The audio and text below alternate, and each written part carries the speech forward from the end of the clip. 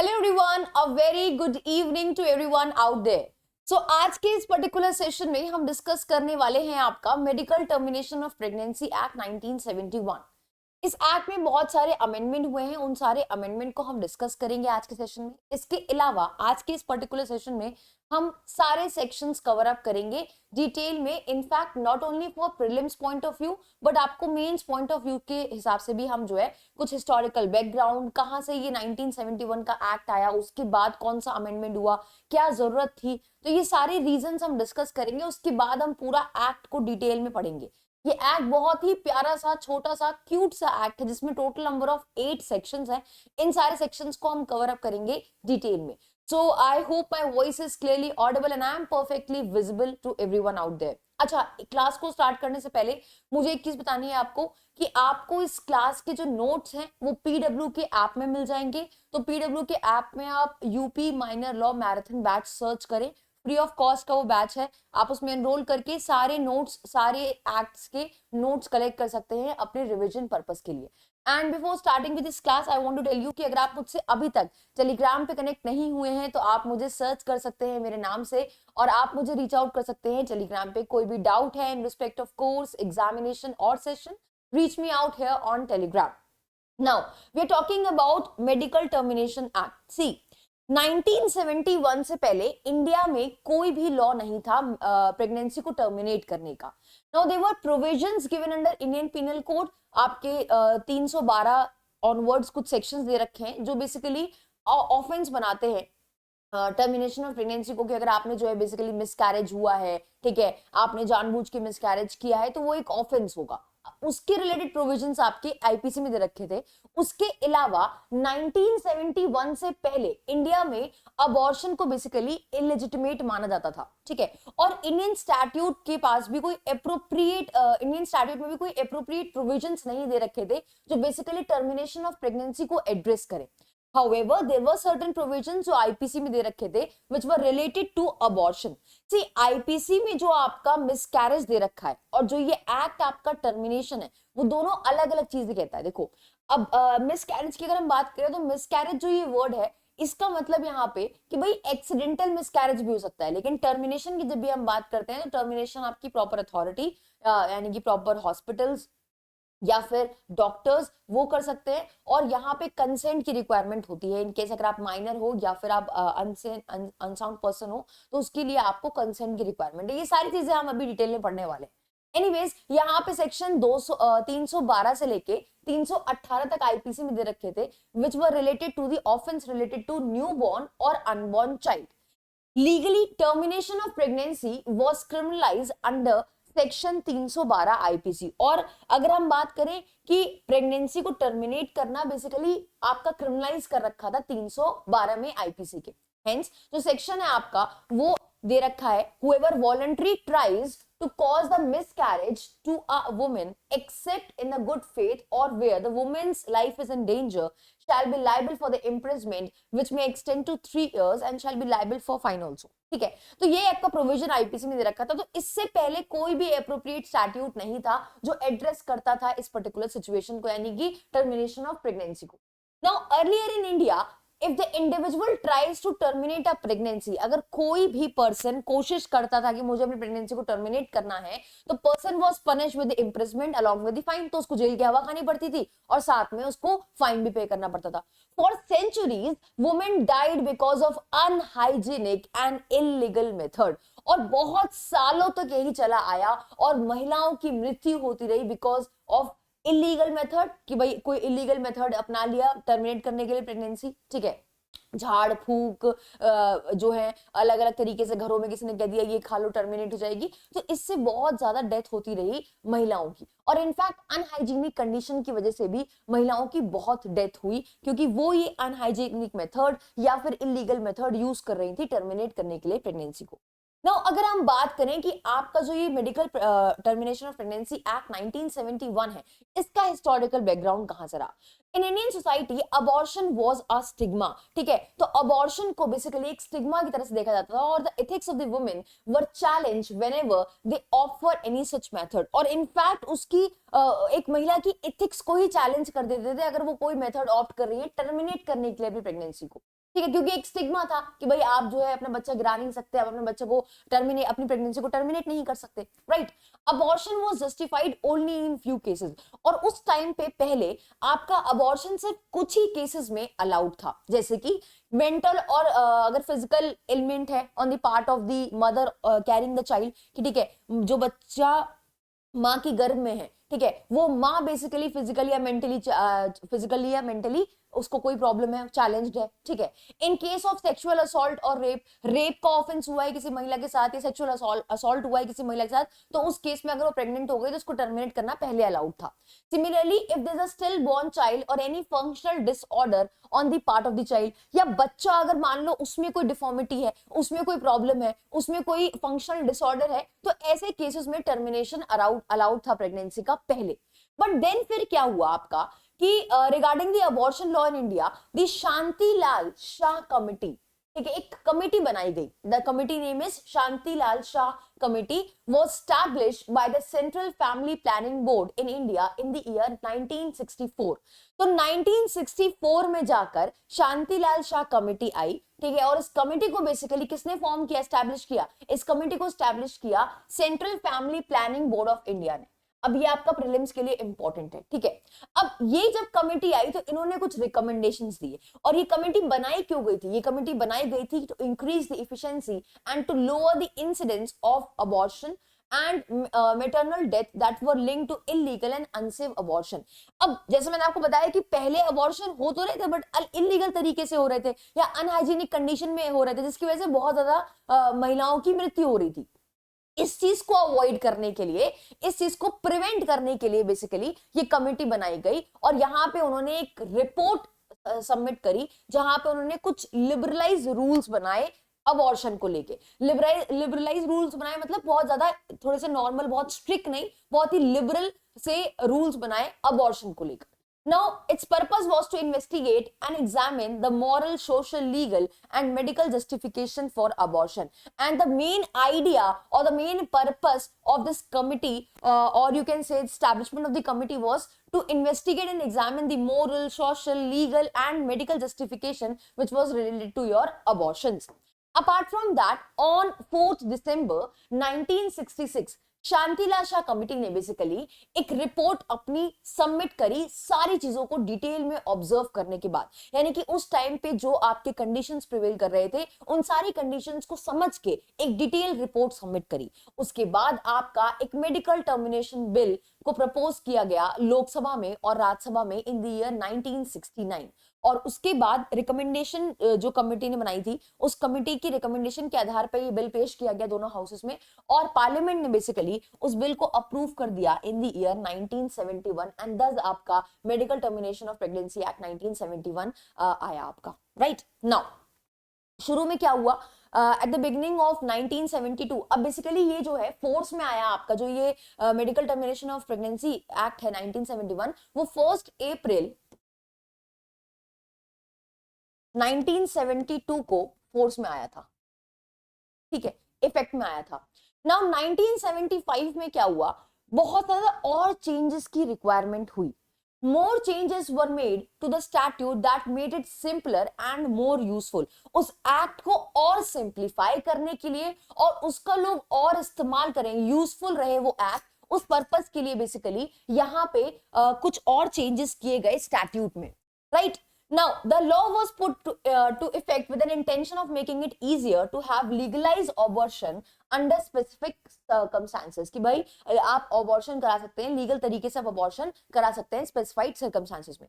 In fact, it allowed the pregnancy termination by a qualified recognized medical professional, यानी कि जो भी लोग टर्मिनेट करेंगे प्रेगनेंसी वो बेसिकली आपके रजिस्टर्ड मेडिकल प्रैक्टिशनर होने चाहिए या प्रोफेशनल्स होने चाहिए, और वो क्वालिफाइड होने चाहिए, वही बेसिकली आपकी टर्मिनेट कर सकते हैं प्रेगनेंसी को।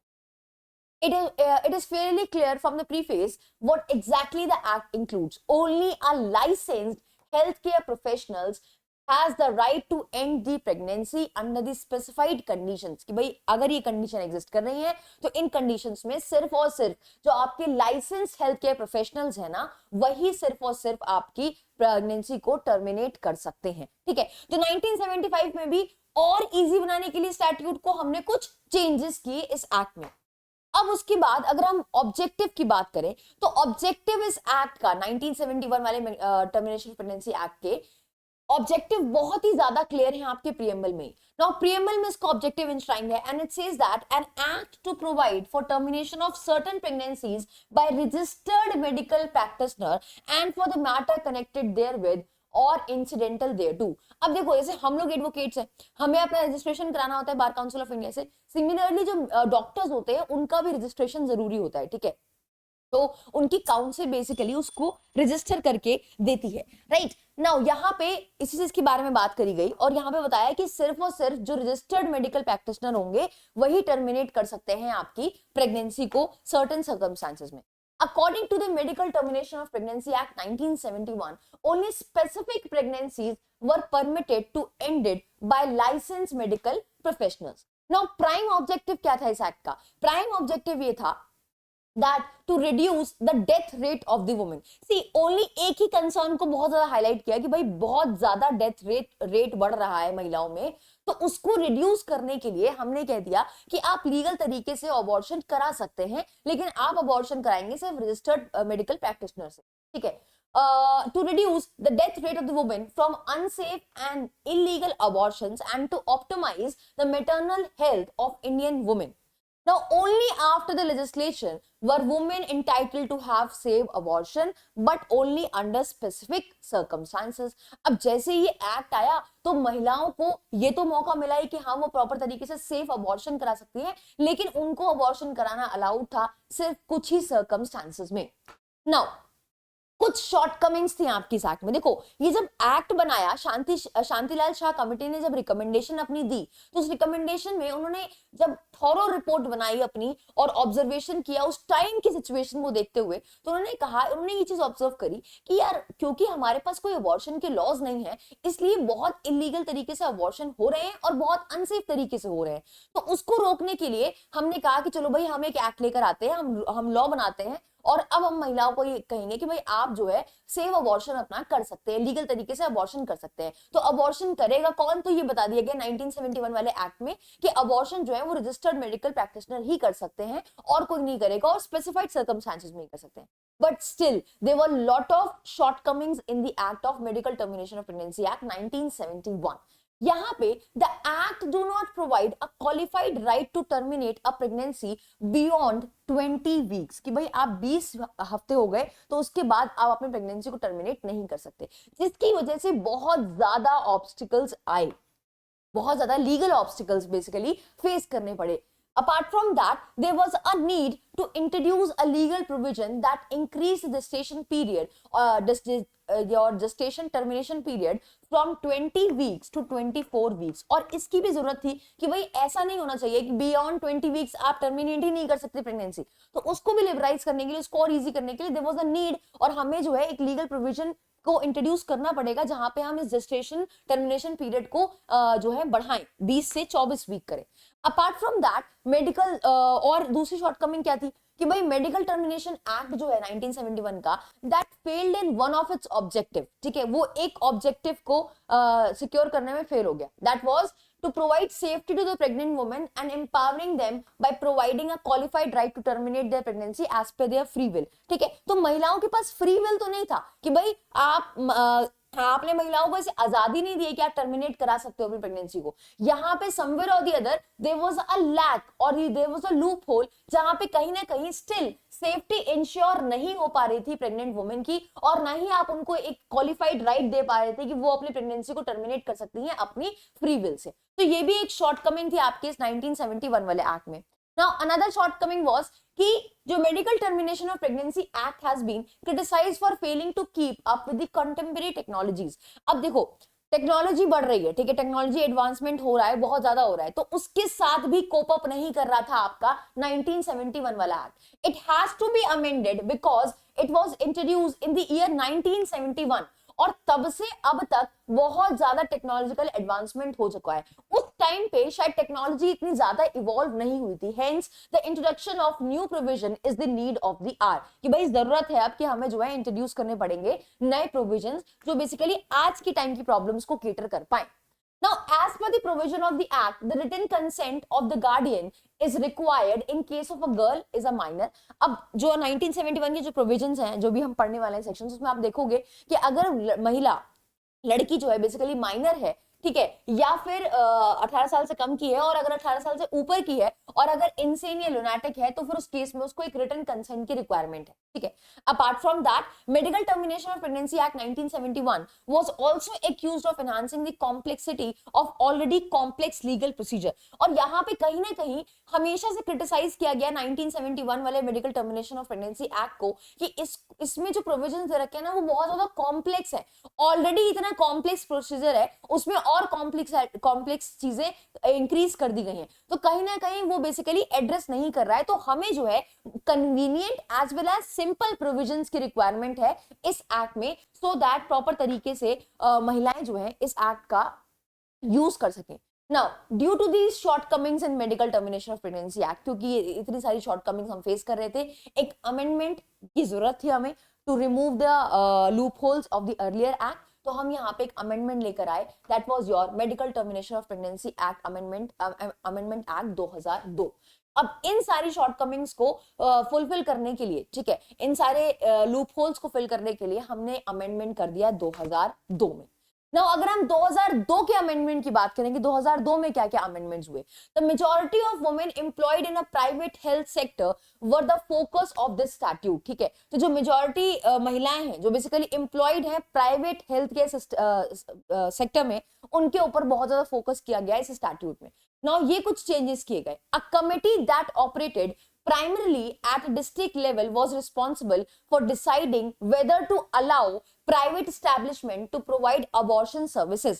Now very important thing कि क्या आप abortion कहीं पे भी करा सकते हो? The answer is no, कहीं पे नहीं करा सकते। या तो आपको गवर्नमेंट ने बताया हो कि भाई ये जगह है, ये एस्टैब्लिशमेंट है जिसको गवर्नमेंट ने बनाया हो कि भाई यहाँ पे आप अबॉर्शन कर सकते हो, या फिर इस 2002 के अमेंडमेंट से क्या हुआ, यहाँ पे इन्होंने क्या किया, एक डिस्ट्रिक्ट लेवल कमिटी बनाई। और अब इस डिस्ट्रिक्ट लेवल कमेटी का काम है कि ये डिसाइड करेंगी कि कौन सी जगह पे आप अपना अबॉर्शन करा सकते हो, या कौन से एस्टैब्लिशमेंट्स में, कौन से हॉस्पिटल्स में आप जो है अपना अबॉर्शन सेफ तरीके से करा सकते हो, राइट। तो यहाँ पे इस कमेटी ने बेसिकली क्या किया, प्राइमरीली डिस्ट्रिक्ट लेवल कमेटी बनाई और उनको ही जिम्मेदारी दे दी कि वो डिसाइड करेंगे कि क्या प्राइवेट एस्टैब्लिशमेंट को अलाउ करना है कि वो प्रोवाइड कर सकते हैं अबॉर्शन सर्विसेज या फिर नहीं।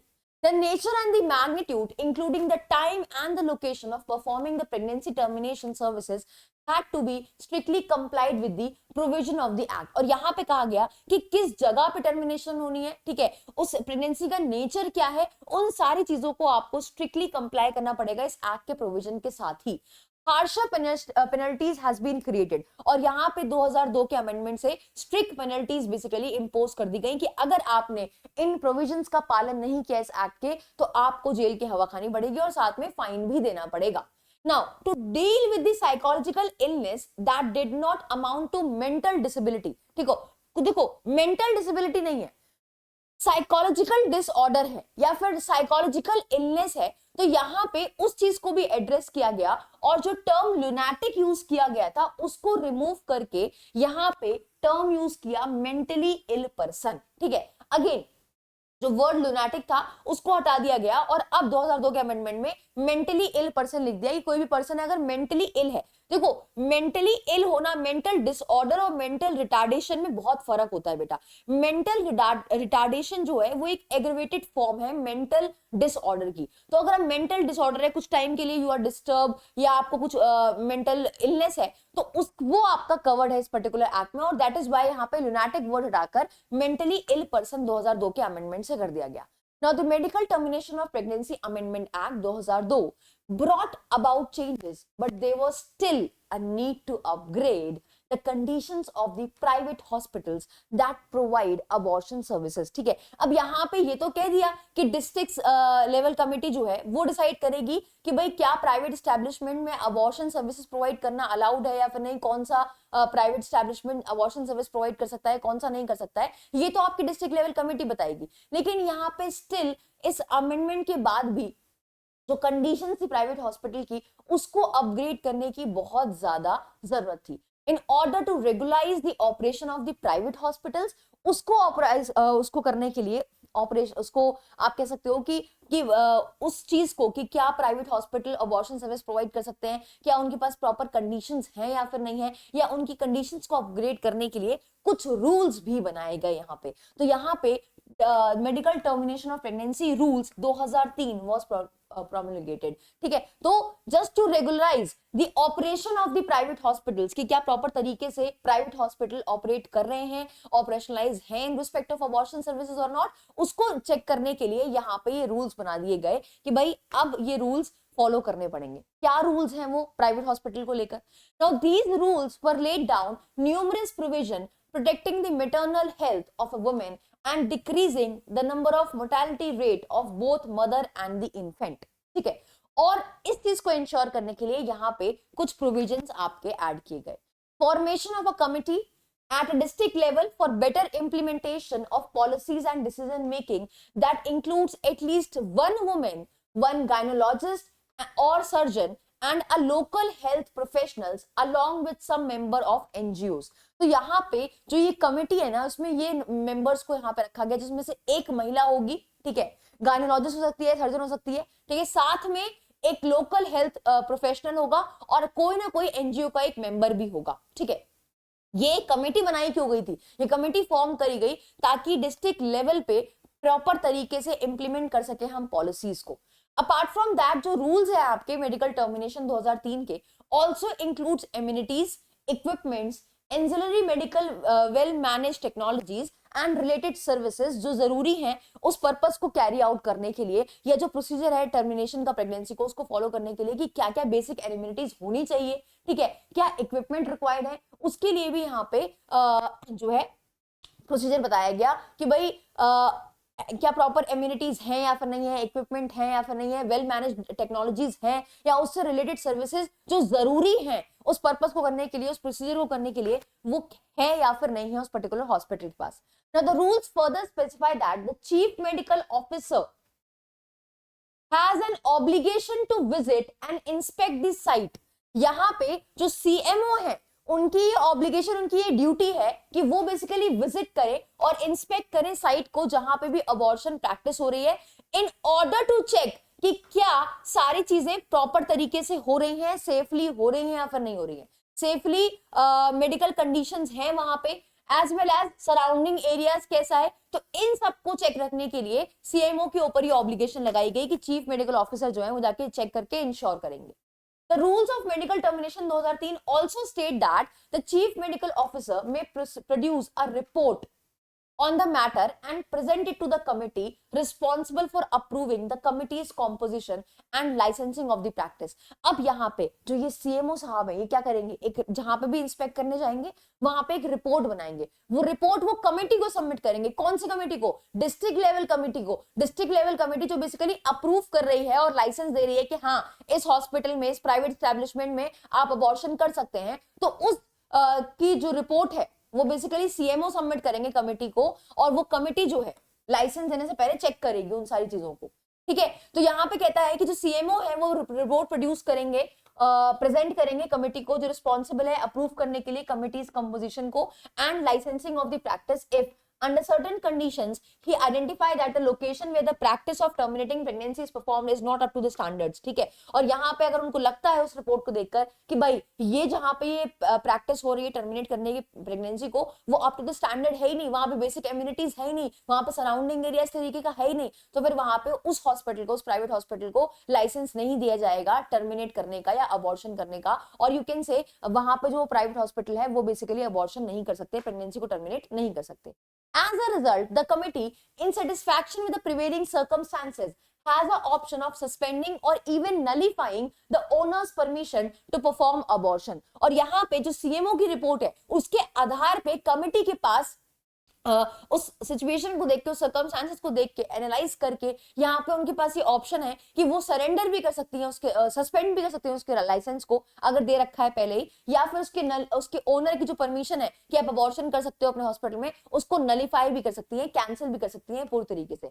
But to uphold the rule of law the properties owner is given a chance to speak and be heard before the committee. And of course क्योंकि हम ऑडी अल्टरम पार्टम को फॉलो करते हैं, प्रिंसिपल ऑफ नेचुरल जस्टिस, यहाँ पे जो ओनर है उस हॉस्पिटल का, उसको पूरा मौका दिया जाएगा कि वो अपनी बात कमेटी के आगे कह सके। उसके सर्टिफिकेट जो कैंसिलेशन सर्टिफिकेट है उसके इशू होने से पहले उसको पूरी अपॉर्चुनिटी दी जाएगी कि भाई आप अपनी आके अपनी बात प्रॉपर कमेटी के सामने कह सकें।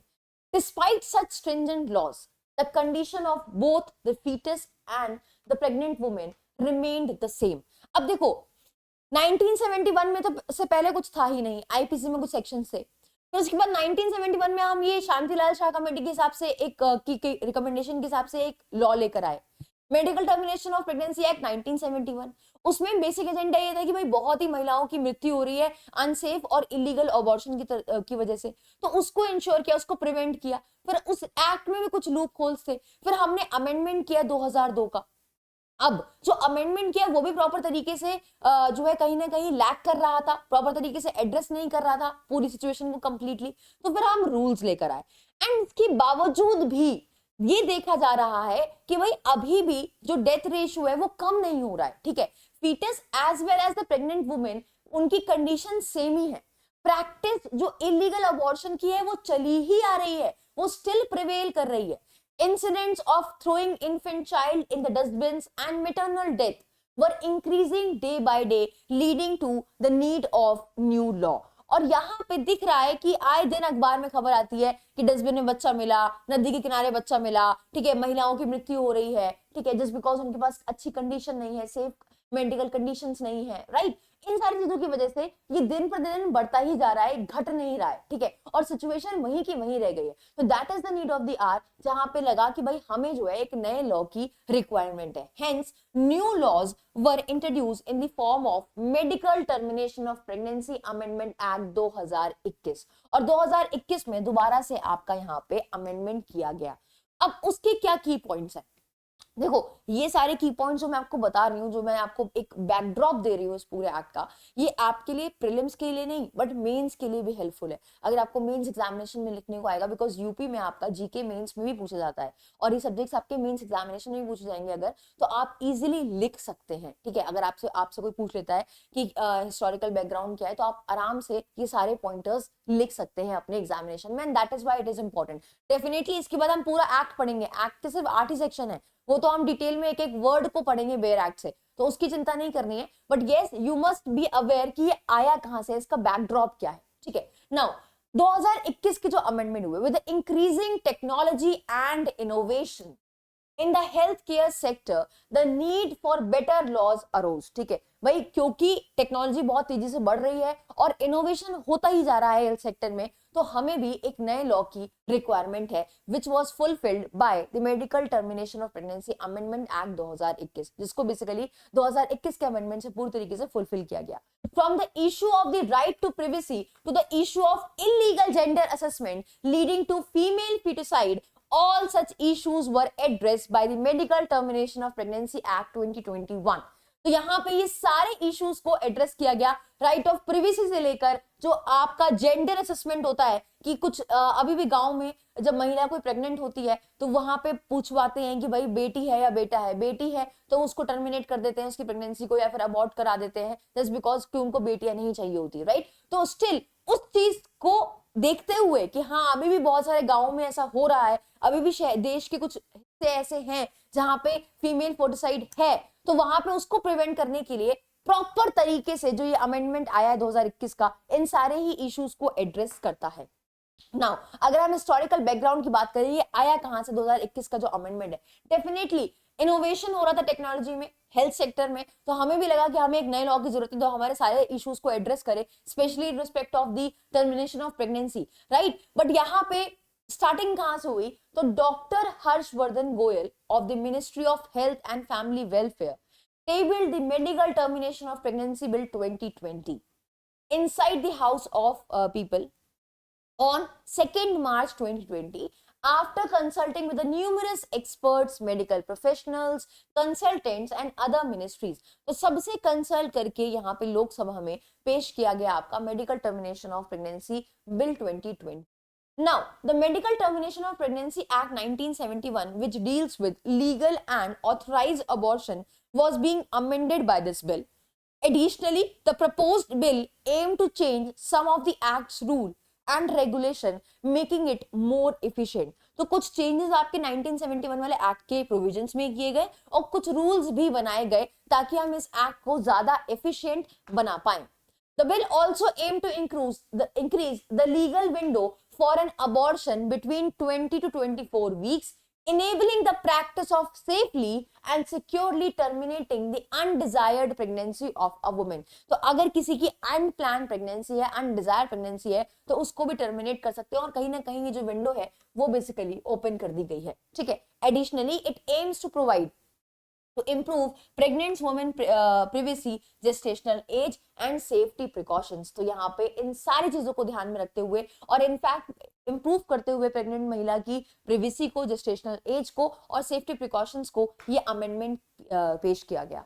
Now, the proposed legislation also aimed to apply modern medical and healthcare practices that regrettably did not exist in the year 1971. जो बेसिकली जो एग्जिस्ट नहीं करती थी वो सारी modern medical and health care system को और प्रैक्टिसेस को बेसिकली अब यहाँ पे अप्लाई किया गया 2021 वाले amendment. From the termination of fetuses that were more than 20 weeks gestation, numerous public interest litigations were filed. अब यहाँ पे जब नंबर बढ़ाया गया, जब वीक्स बढ़ाए गए 20 वीक्स के रिस्पेक्ट में, तो वहां पे बहुत सारे आपके PIL फाइल करे.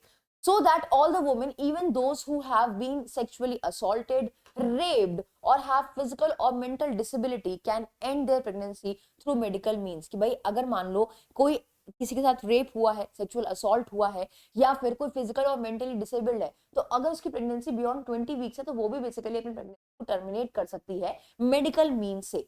ठीक है. नाउ अगर हम बात करें कि क्या सिग्निफिकेंट एट्रीब्यूट्स हैं आपके 2021 के अमेंडमेंट से, तो medical termination of pregnancy amendment act 2021 aims to include rape and all assault cases, incest survivors, married womens, girl younger than 18 years, women with special needs and women with fetal malformation of the fetus among those eligible for abortion. अब ये सारे ही लोग basically eligible हैं आपके abortion के लिए. In fact girl younger than 18 years वो भी आपकी एलिजिबल है यहाँ पे अबॉर्शन के लिए. यहाँ पे इन्होंने स्कोप बेसिकली अमेंड किया medical termination of pregnancy act का. यहाँ पे बहुत सारे फीचर्स बेसिकली ऐड किए गए जो फीचर्स आपके 1971 वाले एक्ट में नहीं थे. It aims to amend the Medical Termination of Pregnancy Act 1971. This act will play a prominent role in mentoring the substantial development goal that will contribute to eradicate the preventable maternal mortality rate. ठीक है, जो बहुत ज्यादा deaths ratio बढ़ रहा था महिलाओं का प्रेगनेंसी की वजह से या इलीगल अबॉर्शन या अनसेफ अबॉर्शन की वजह से, उसको प्रिवेंट करता है बेसिकली. और कहीं ना कहीं जो ये एक्ट है आपका, ये बहुत ही इंपॉर्टेंट रोल प्ले करेगा आपका सस्टेनेबल डेवलपमेंट गोल्स में. The Sustainable Development Goal concerned with the Medical Termination of Pregnancy Amendment Act 2021 includes a reduction of maternal mortality rate as well as universal access to sexual and reproductive health and rights जो आपके दे रखे हैं. ठीक है. तो यहाँ पे कहता है कहीं ना कहीं ये हमें हेल्प करेगा रिड्यूस करने में मोर्टेलिटी रेट, साथ में ही यूनिवर्सल एक्सेस देगा सेक्सुअल और रिप्रोडक्टिव हेल्थ एंड राइट्स को लेकर. This act states that in case of terminating a pregnancy with a gestation period of 20 weeks, only one registered medical practitioner is required rather than two. तो अगर आपकी pregnancy 20 weeks की है तो उसके लिए आपको सिर्फ एक मेडिकल प्रैक्टिशनर रिक्वायर की ओपिनियन की रिक्वायरमेंट है. और आपको पहले दो था कि भाई 2 मेडिकल प्रैक्टिशनर रिक्वायर्ड है, नहीं. लेकिन अगर आपकी 20 वीक से बिलो की प्रेगनेंसी है, 20 वीक से कम की प्रेगनेंसी है, तो उसमें सिर्फ आपको एक मेडिकल प्रैक्टिशनर की ओपिनियन की रिक्वायरमेंट है. The inclusion of the advice of 2 medical professionals were earlier stated in Section 2, Clause B, Subclause Section 3, Clause 2, Subclause B of Medical Termination of Pregnancy Act 1971. तो पहले क्या था कि दो मेडिकल प्रैक्टिशनर की एडवाइस की रिक्वायरमेंट थी. अब यहाँ पे ऐसा नहीं है, अब सिर्फ एक की ही रिक्वायर्ड है.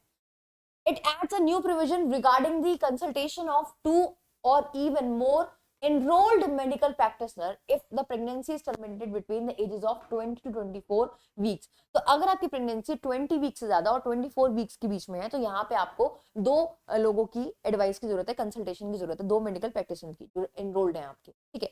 The act aims to broaden the applicability of the Medical Termination of Pregnancy Act by including special classification of women such as specially abled women, rape victims, girls younger than 18 years and the survivor of incest, ठीक है। तो इन सबको यहाँ पे इस act में include किया गया। This act also expect to enhance the high gestation period for pregnancy termination of 20 weeks to 24 weeks because many women can take full advantage of it and efficiently terminate their pregnancy at their risk at pregnancy that risk their own life, right? तो कहीं ना कहीं यहाँ पे enhance किया गया gestation period को भी, प्रेगनेंसी जो टर्मिनेट कराने वाली जो वीक्स है उसको भी एनहांस किया गया है।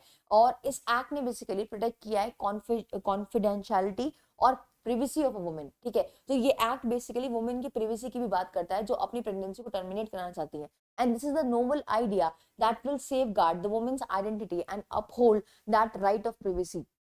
तो बेसिकली यहाँ पे इस एक्ट ने प्रिवेसी को मेंटेन किया है महिलाओं के, और इनफैक्ट यहाँ पे जो ये राइट है प्रिवेसी का उसको भी अपहोल्ड किया है। And definitely it's a noble idea which has been expressed here by this amendment, right. Apart from that, no medical professional will reveal the name of any woman who wishes to terminate the pregnancy, ठीक है। तो यहाँ पे किसी भी medical practitioner के पास ये right नहीं है कि वो महिला का नाम डिस्क्लोज करे जो महिला बेसिकली टर्मिनेट कराने आई है प्रेगनेंसी को। तो उसके जो है यहाँ पे नाम डिस्क्लोज या रिवील नहीं किया जाएगा, कोई भी मेडिकल प्रैक्टिशनर नहीं करेगा, सिर्फ ऑथराइज पर्सन को ही कर सकता है। तो ये कुछ चेंजेस किए गए हैं आपके 2021 amendment. Situations where a woman could medically terminate her pregnancy includes a fear of grave danger to her overall health, ठीक है। तो जब भी कोई महिला मेडिकली टर्मिनेट कराने आती थी अपनी प्रेगनेंसी, तो उस केस में हमेशा से उसके मन में ये खौफ रहता था, ये फियर रहता था कि भाई उसकी पूरी लाइफ, मतलब पूरी हेल्थ को, ऑल ओवर हेल्थ को बेसिकली डेंजर है, फीटल मेलफॉर्मेशन है, becoming pregnant due to the failure on the part of any of the contraceptive methods or device, and becoming pregnant from the rape. All such conditions can end up causing severe mental pain and grief in the mind of conceiving female, कि भाई जो महिला conceive की हुई है तो ये सारे फैक्टर्स बेसिकली उसके मेंटल हेल्थ को बहुत ही बुरी तरीके से अफेक्ट कर रहे हैं। तो उसको भी बेसिकली इस पर्टिकुलर एक्ट के अमेंडमेंट से एड्रेस किया गया है। Now I am not telling everything in detail because अभी हमें आगे एक्ट पढ़ना है, तो मैं बस आपको यहाँ पे कुछ ब्रॉड तरीके से बता रही हूँ कि क्या क्या चेंजेस किए आपके 2021 के amendment. Now we will see what are the major changes done, right? तो starting with your act, section number 1 कहता है कि short title extend commencement, that is कि इस एक्ट का नाम है आपका medical termination of pregnancy act 1971।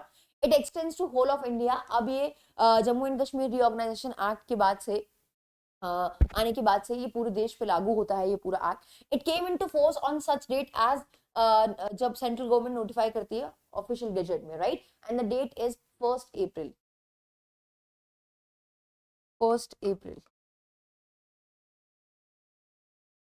This is the date जब ये फोर्स में आया था, ठीक है। अब देखो यहाँ पे लिखा हुआ है the word Jammu and Kashmir को हटा दिया गया है। द वर्ड जो आपका यूज किया गया था कि it extends to whole of India except the state of Jammu and Kashmir, इसको हटा दिया गया, इसको हटा दिया गया जब से आपका रीऑर्गेनाइजेशन एक्ट आया जम्मू एंड कश्मीर का। Next is your definition, section 2। इसमें कुछ इंपॉर्टेंट डेफिनेशन दे रखे हैं, बहुत ही बेहतरीन तरीके से समझा रखा है। गार्डियन कौन होगा? Guardian means a person having the care of a person of minor और मेंटली इल पर्सन। अब मैंने आपको बताया था कि मेंटली इल पर्सन पहले लुनाटिक था, लुनाटिक वर्ड को हटा दिया गया और मेंटली इल पर्सन कर दिया गया। 2002 के अमेंडमेंट से इसको हटा दिया गया, लुनाटिक वर्ड को, और मेंटली इल पर्सन कर दिया गया। तो गार्डियन कौन है? गार्डियन वो पर्सन है जो बेसिकली देखभाल कर रहा है किसी माइनर की या फिर किसी मेंटली इल पर्सन की, ठीक है। नेक्स्ट 2AA, अब इसको अमेंडमेंट से इंसर्ट किया गया है 2021 के, और यहाँ पे मेडिकल बोर्डिंग टर्म डिफाइन किया गया है। कहता है मींस दैट मेडिकल बोर्ड जो आपका कॉन्स्टिट्यूटेड है 2C में, सेक्शन 3 के क्लॉज 2C में जो मेडिकल बोर्ड कॉन्स्टिट्यूट किया गया है, उसका मतलब वहां पे अभी हम देखेंगे जब हम सेक्शन 3 पढ़ेंगे, राइट। 2021 के अमेंडमेंट्स है।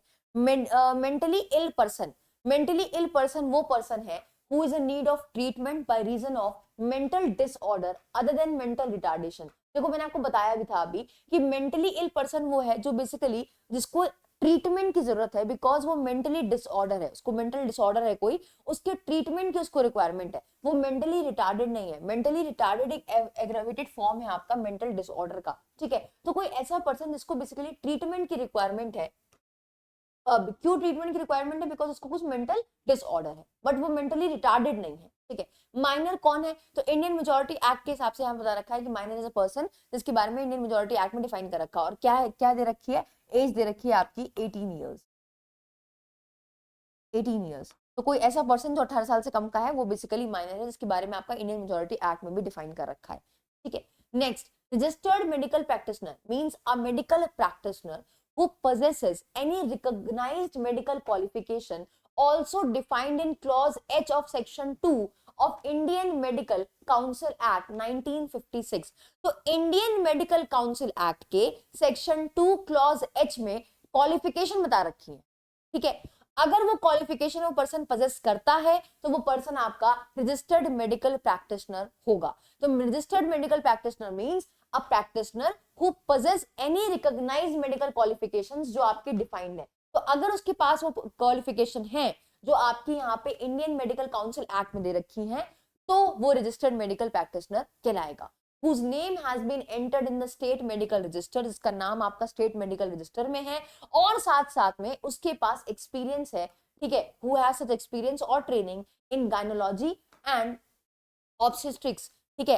As may be prescribe by the rule under this act. उसके पास यहाँ पे एक्सपीरियंस भी होना चाहिए गायनोलॉजी में, यानी कि उसकी जैसे हम लोग कहते नहीं स्पेशलाइजेशन करते हैं कि हमने एलएम कर ली है हम लोग, अगर अपनी डिग्री की बात करें तो प्रोफेशनल डिग्रीज में होता है ना कि फर्दर आपने स्पेशलाइजेशन करी है किसी पर्टिकुलर सब्जेक्ट में, तो यहाँ पे गायनोलॉजिस्ट में उसकी कोई पर्टिकुलर स्पेशलाइजेशन हो या एक्सपीरियंस हो तो वो भी होना यहाँ पे जरूरी है, right.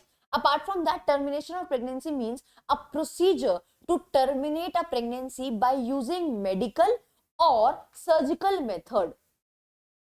Medical or surgical method, यानी कि और किसी तरीके से टर्मिनेशन नहीं होगी प्रेगनेंसी की, यानी कि कोई झाड़ फूक कोई जादू टोना ये सब नहीं चलेगा। दो ही तरीके से हो सकती है, तो मेडिकली टर्मिनेट कर सकते हो अपनी प्रेगनेंसी को जो आप देखते हो कि टैबलेट्स वगैरह मिलती हैं, और या फिर आप सर्जिकली करा सकते हो जो डीएनसी डॉक्टर बोलता है कि आपको जो है एक थोड़ा सा माइनर सर्जरी होती है वो कराकर आप जो है अबॉर्ट कर सकते हो, टर्मिनेट कर सकते हो अपनी प्रेगनेंसी को, राइट। तो termination of pregnancy means procedure to terminate a pregnancy by using medical or surgical method only. Now coming to section number 3। अब सेक्शन नंबर 3 बहुत ही इंपॉर्टेंट है और इसमें 2021 में बहुत ज्यादा अमेंडमेंट्स भी हुए हैं, एग्जाम के लिए भी इंपॉर्टेंट है। When pregnancy may be terminated by registered medical practitioner। अभी हमने पढ़ा कि registered medical practitioner कौन है? registered medical practitioner वो व्यक्ति है जो बेसिकली जिसके पास क्वालिफिकेशन है इंडियन मेडिकल काउंसिल एक्ट के हिसाब से, ठीक है, साथ में जिसने अपने स्टेट में रजिस्टर करा रखा हो और साथ में जिसके पास एक्सपीरियंस हो आपके एक पर्टिकुलर सब्जेक्ट में, दैट इज योर गायनोलॉजी। ठीक है। नाउ अभी कहता है कि व्हेन प्रेगनेंसी में भी टर्मिनेट, कब कहोगे कि प्रेगनेंसी टर्मिनेट हुई है by the medical registered practitioner? तो यहाँ पे कहता है notwithstanding anything contained in the IPC. IPC में जो लिखा है उस सबको भूल जाओ, नॉटविथस्टैंडिंग मतलब उन सबको भूल जाओ। A registered medical practitioner shall not be guilty of any offense under that code। जो रजिस्टर्ड मेडिकल प्रैक्टिशनर है उसको कोई भी सजा नहीं मिलेगी आईपीसी में और under any other law for the time being in force, और ना ही किसी दूसरे कानून में उसको कोई सजा मिलेगी if any pregnancy is terminated by him in accordance with the provision of this act. तो अगर इस एक्ट के प्रावधान के हिसाब से प्रेगनेंसी को टर्मिनेट किया गया है तो इस रजिस्टर्ड मेडिकल प्रैक्टिशनर को कोई भी सजा नहीं मिलेगी, ना ही आईपीसी में ना ही किसी दूसरे लॉ में।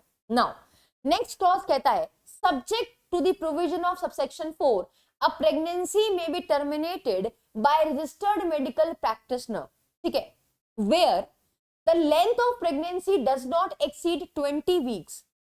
अगर 20 weeks तक की प्रेगनेंसी है, सच मेडिकल प्रैक्टिशनर इज और यहां या तो 20 वीक्स की प्रेगनेंसी है या फिर जहां पे लेंथ प्रेगनेंसी की एक्सीड करती है 20 weeks but does not exceed 24 weeks, यानी कि 20 से 24 वीक्स की बात कर रहा है बी क्लॉज में।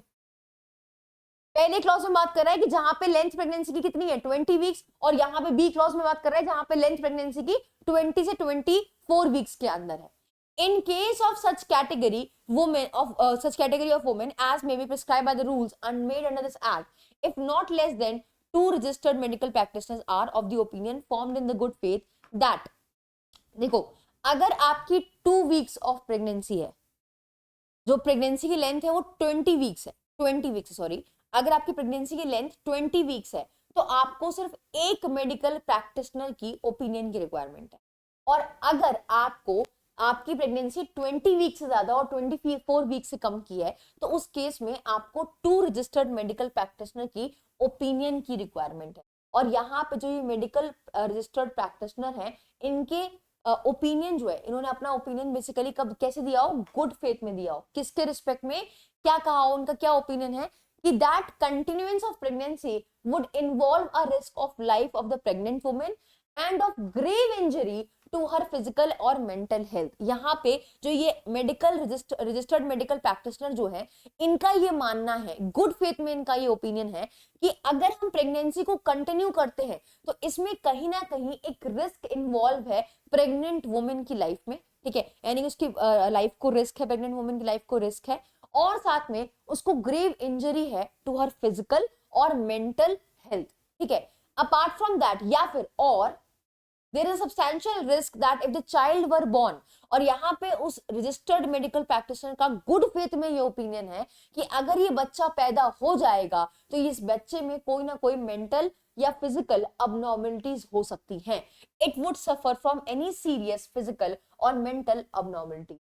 तो अगर रजिस्टर्ड मेडिकल प्रैक्टिशनर का गुड फेथ में ये ओपिनियन है तो उस केस में आपकी प्रेगनेंसी को टर्मिनेट किया जा सकता है। तो अगर 20 वीक्स की है प्रेगनेंसी तो एक रजिस्टर्ड मेडिकल प्रैक्टिशनर की रिक्वायरमेंट है, और अगर 20 वीक से 24 वीक की प्रेगनेंसी है तो उसमें 2 रजिस्टर्ड मेडिकल प्रैक्टिशनर की ओपिनियन की रिक्वायरमेंट, और इन्होंने ये ओपिनियन दिया हो गुड फेथ में, गुड फेथ में। नाउ अब एक्सप्लेनेशन नंबर 1 और एक्सप्लेनेशन नंबर 2 पता है किसके बारे में बताता है कि यहाँ पे जो ये वर्ड यूज किया गया है ग्रेव इंजरी, इसका मतलब क्या है, एक्सप्लेन किया है बहुत ही बेहतरीन तरीके से। कहता है for the purpose of clause A where any pregnancy occurs as a result of failure of any device or method used by any women or her partner for the purpose of limiting the number of children or preventing pregnancy, the anguish caused by such pregnancy may be presumed to constitute grave injury to the mental health of the woman। अब यहाँ पे मान लो अगर pregnancy को रोकने के लिए, भाई अब हमें और बच्चे नहीं करने हैं, ठीक है, नंबर ऑफ चिल्ड्रन को रोकने के लिए या हमें कंसीव नहीं करना है, उसको रोकने के लिए आपने कोई भी डिवाइस का इस्तेमाल किया है, आपने कोई भी डिवाइस यूज करिए ताकि आपके और बच्चे ना हो, ठीक है, जैसे लोग जो है कॉन्डम्स का यूज करते हैं, ठीक है, या कोई भी डॉक्टर ने आपको कोई मेडिसिन बताई है कि ठीक है आप जो है ये मेडिसिन लें, या किसी भी तरीके से आपने कोई भी डिवाइस या कोई भी मेडिसिन यूज करिए, ठीक है, एनी डिवाइस या कोई भी मेथड यूज किया है किसी भी महिला ने या उसके पार्टनर ने, ठीक है, महिला ने या फिर उसके पार्टनर ने, for the purpose of limiting the number, उस पर्टिकुलर केस में या प्रेगनेंसी को प्रिवेंट करने के लिए या नंबर ऑफ चिल्ड्रन को रोकने के लिए और वर्ड यूज किया गया है। द एंग्विश, एंग्विश का मतलब होता है बेटा जो मेंटल सफरिंग होती है, द मेंटल सफरिंग और the mental pen caused by such pregnancy may be presumed to constitute grave injury। तो उसको आप क्या कहोगे, उसको आप ग्रेव इंजरी ही कहोगे।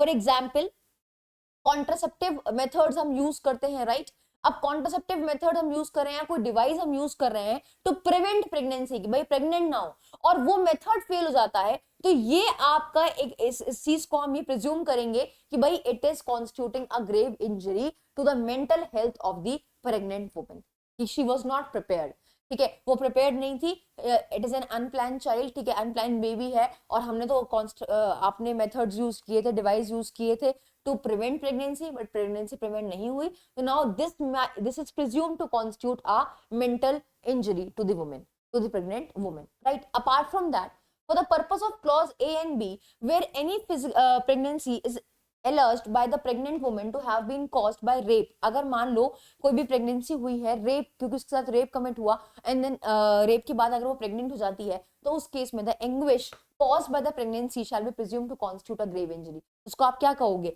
ग्रेव इंजरी कहोगे to the mental health of the woman, pregnant woman, right. तो यहाँ पे एक्सप्लेनेशन में बेसिकली बताया क्या गया है कि यहाँ पे जो वर्ड ग्रेव इंजरी यूज करी है ना, कि ऐसा रजिस्टर्ड मेडिकल प्रैक्टिशनर का मानना है कि अगर हम कंटिन्यू करते हैं प्रेगनेंसी को तो उसकी लाइफ को भी रिस्क है और साथ में उसको ग्रेव इंजरी हो रही है फिजिकली और मेंटली। तो ये ग्रेव इंजरी क्या है, इसको बेसिकली यहाँ पे एक्सप्लेनेशन नंबर 1 और एक्सप्लेनेशन नंबर 2 में बेहतरीन तरीके से एक्सप्लेन किया गया है।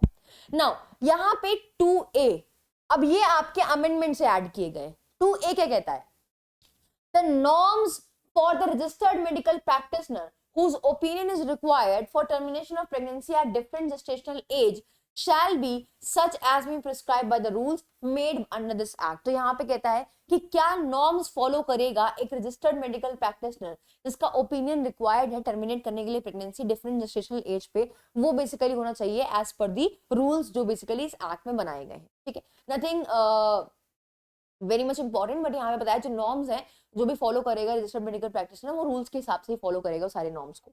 Next, the provision of subsection 2 relating to the length of the pregnancy shall not apply to the termination of pregnancy by medical practitioner where such termination is necessitated by diagnosis of any of the substantial fetus abnormality diagnosed by the medical board। अब देखो यहाँ पे क्या कहता है, कह रहा है कि जो लेंथ है उसको साइड में रखो, जो ये आपकी 20 वीक्स से 24 वीक्स की जो ये लेंथ दे रखी है ना, इसको आप साइड में रखो, इसको आप ध्यान मत दो। क्यों, कब ध्यान नहीं दोगे, जब टर्मिनेट करना प्रेगनेंसी बहुत ज्यादा जरूरी है, बहुत ही ज्यादा जरूरी है, क्योंकि यहाँ पे इन्होंने डायग्नोज किया है कि कुछ सब्सटैंशियल फीटल अबनॉर्मेलिटी एग्जिस्ट कर रही है।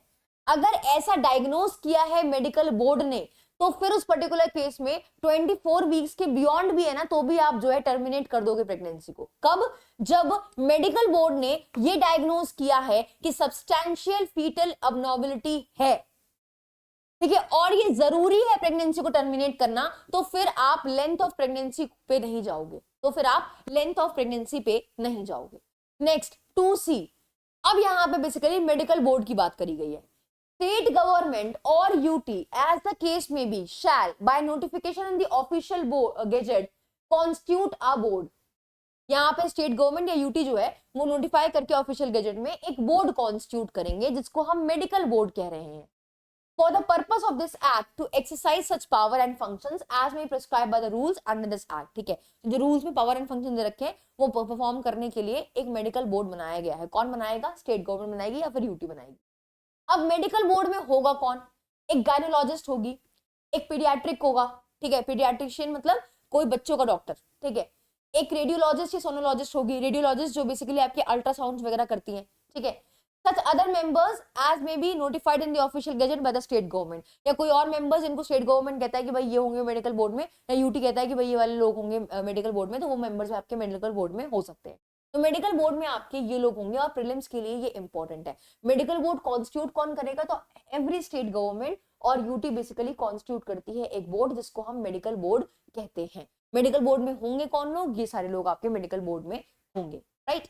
Now, in determining whether the continuance of pregnancy would involve such a risk of injury to the health as mentioned in subsection 2, account may be taken of the pregnant woman actual and reasonable foreseen environment। अब देखो इस चीज को determine करने के लिए कि क्या कंटिन्यू करना प्रेगनेंसी में, अगर हम प्रेगनेंसी से कंटिन्यू करते हैं यानी कि अगर हम टर्मिनेट नहीं करते हैं तो क्या उसमें रिस्क है इंजरी का to the health of the pregnant women, ठीक है, क्या उसमें कोई रिस्क इन्वॉल्व है। तो उस रिस्क को देखने के लिए कैसे डिटरमाइन करोगे कि रिस्क है या फिर नहीं है, तो यहाँ पे आप रिस्क को देखने के लिए क्या चीज देखोगे, आप देखोगे उस महिला जो प्रेग्नेंट है उसके एक्चुअल और रीजनेबल फोर्सिएबल एनवायरनमेंट को देखें, क्योंकि वो किस हालातों में रह रही है, कहाँ पे रह रही है, किस जगह पे रह रही है, इन सारे फैक्टर्स को आप कंसिडर करोगे, ठीक है। नाउ क्लॉज 4 कहता है no pregnancy of women who has attained the age of 18 years or who has attained the age of 18 years is mentally ill person shall be terminated except with the consent and writing of her guardian। तो अगर कोई नाबालिग है यानी कि 18 साल से कम की लड़की है या फिर कोई 18 साल से ऊपर की लड़की है लेकिन वो मेंटली इल है, तो उसकी प्रेगनेंसी तभी टर्मिनेट होगी जब आप बेसिकली उसके गार्डियन की कंसेंट लेंगे राइटिंग में। Same as otherwise provided in clause A, no pregnancy shall be terminated except with the consent of the pregnant woman। और दूसरे केसेस में आपको प्रेग्नेंट वुमेन की प्रेगनेंसी को टर्मिनेट करने से पहले उसकी भी कंसेंट लेनी है। जनरल केसेस में, नॉर्मल केसेस में आपको प्रेग्नेंट वुमेन की कंसेंट लेनी है प्रेगनेंसी को टर्मिनेट करने से पहले, और ऐसे केसेस में जहां पे महिला जहाँ पे लड़की 18 साल से कम की है या लड़की 18 साल से ज्यादा की है लेकिन वो मेंटली इल है, तो उस केस में गार्डियन की कंसेंट लेनी होगी, right. Now the next section is place where the pregnancy may be terminated. देखो अब हर जगह तो प्रेगनेंसी टर्मिनेट कर नहीं सकते, तो यहाँ पे कुछ प्लेसेस बता रखे हैं सेक्शन नंबर 4 में कि कहाँ पे करोगे। कहता है no termination of pregnancy shall be made in accordance with the act at any place other than. इसकी जगह जो प्लेस यहाँ पे मेंशन है, इसकी जगह कहीं पे भी टर्मिनेट नहीं हो सकती प्रेगनेंसी। पहली जगह कौन सी है, कोई ऐसा हॉस्पिटल जो बेसिकली स्टैब्लिश्ड है या मेंटेन है गवर्नमेंट द्वारा, ठीक है। अगर ऐसा कोई हॉस्पिटल है जिसको स्टैब्लिश ही गवर्नमेंट ने किया है, जो मेंटेन ही गवर्नमेंट करती है, तो वहां पे आप जो है अपनी प्रेगनेंसी को टर्मिनेट करा सकते हैं। नेक्स्ट कहता है a place for the time being approved for the purpose of this act by government or by district level committee, as I have told you initially, क्या कि कोई ऐसी जगह जिसको अप्रूव कर रखा हो, किसने अप्रूव कर रखा हो, गवर्नमेंट ने अप्रूव कर रखा हो या फिर डिस्ट्रिक्ट लेवल कमिटी ने अप्रूव कर रखा हो यहाँ पे, तो वहां पे भी आपकी प्रेगनेंसी टर्मिनेट हो सकती है। A place for the time being approve for the purpose of this act by government or district level committee constituted by that government with the chief medical officer or district health officer as a chairman of the said committee। तो यहाँ पे इसके साथ साथ या तो chief medical officer या फिर डिस्ट्रिक्ट हेल्थ ऑफिसर जो होंगे ना, वो बेसिकली उस कमिटी के, इस डिस्ट्रिक्ट लेवल कमिटी के क्या होंगे, चेयरपर्सन होंगे। क्या होंगे, चेयरपर्सन होंगे। तो जो ये डिस्ट्रिक्ट लेवल कमिटी है ना, इसके चेयरपर्सन कौन होंगे, चेयरपर्सन हो सकते हैं सीएमओ या फिर डिस्ट्रिक्ट हेल्थ ऑफिसर। इन्होंने अगर अप्रूव कर रखा है कि भाई हाँ इस जगह आप टर्मिनेट कर सकते हो प्रेगनेंसी को, तो वहां पे टर्मिनेशन हो सकती है उस जगह पे, इसके अलावा और कहीं पे नहीं होगी। Provided that the district level committee shell consist of not less than 3 and not more than 5 members including chairperson as the government may specify from time to time। तो देखो हम यहाँ पे बात कर रहे हैं डिस्ट्रिक्ट लेवल कमिटी की, तो डिस्ट्रिक्ट लेवल कमिटी में मिनिमम आपके 3 होने चाहिए, मैक्सिमम 5 मेंबर्स होने चाहिए, ठीक है। अब यहाँ पे जो ये डीएलसी है, इसके चेयरपर्सन कौन होंगे, इसके चेयरपर्सन होंगे या तो सीएमओ या फिर डिस्ट्रिक्ट हेल्थ ऑफिसर, ये इसके चेयरपर्सन होंगे। तो डीएलसी में यानी कि डिस्ट्रिक्ट लेवल कमिटी में आपके 3 मिनिमम होंगे या मैक्सिमम 4 मेंबर होंगे इंक्लूडिंग योर चेयरपर्सन, ठीक है। इसमें आपकी चेयरपर्सन इंक्लूडेड है, right.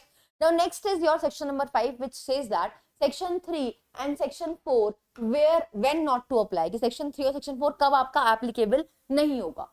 The provision of section 4 and so much of the provision of section 2 of section 3 as relate to the length of pregnancy and the opinion of not less than 2 registered medical practitioner shall not apply to terminate the pregnancy by registered medical practitioner in the case where he is the opinion formed in the good faith that the termination of the pregnancy is immediately necessary to save the life of the pregnant woman।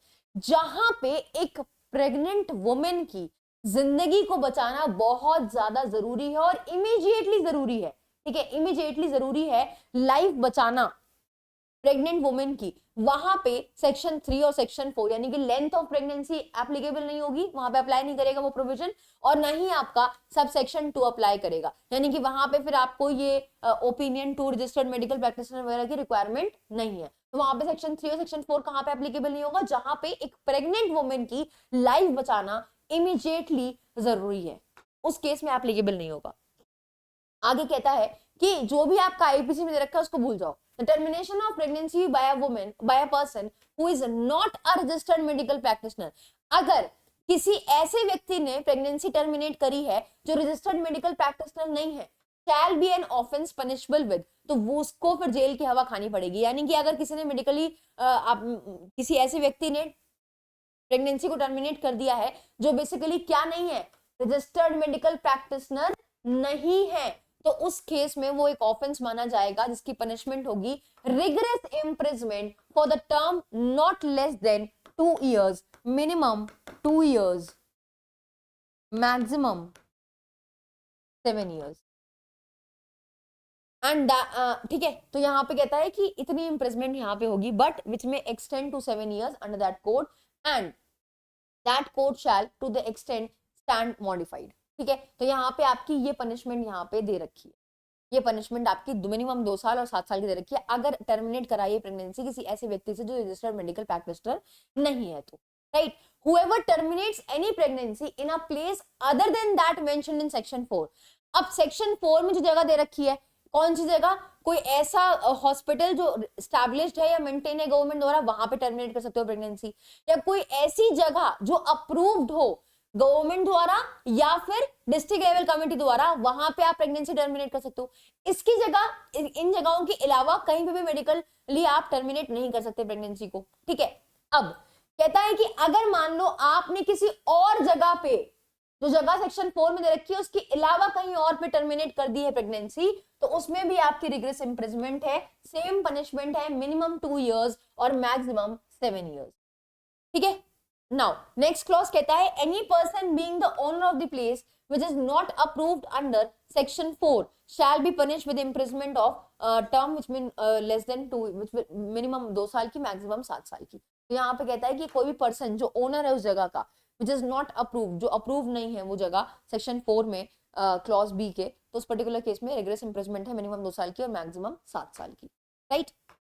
Now explanation number 1 कहता है for the purpose of the section the expression owner in relation to the place means any person who is administrative head or otherwise responsible for the working or maintenance of the hospital or the place। तो यहाँ पे owner का मतलब क्या है, owner वो व्यक्ति है जो बेसिकली एडमिनिस्ट्रेटिव हेड है उस जगह का, उस हॉस्पिटल का, या फिर वो रिस्पॉन्सिबल है, वो ओनर रिस्पॉन्सिबल है किस चीज के लिए, उस हॉस्पिटल के मेंटेनेंस और वर्किंग के लिए, या फिर उस जगह की मेंटेनेंस और वर्किंग के लिए वो रिस्पॉन्सिबल है, तो he will be called as owner इस एक्ट के अंदर, ठीक है। For the purpose of this section so much as the provision of clause D of section 2 relates to the possession by registered medical practitioner or experience or training in gynecologist or obstetrician shall not apply। ठीक है, यहाँ पे कहता है कि clause D के case में आपका ये जो एक्सपीरियंस और ट्रेनिंग है वो रिक्वायर्ड नहीं है मेडिकल रजिस्टर्ड प्रैक्टिशनर, ठीक है। यहाँ पे सेक्शन नंबर 5A जो है वो आपका अमेंडमेंट से एक्ट ऐड किया गया है 2021 के अमेंडमेंट से, that is the protection of privacy of women. कहता है no registered medical practitioner shall reveal the name other and the other particulars of the woman whose pregnancy has been terminated under this act। तो इस act में जो भी महिला अपनी pregnancy को टर्मिनेट करने आई है उसका नाम basically registered medical practitioner reveal नहीं करेगा except to the person authorised by any law for the time being in force.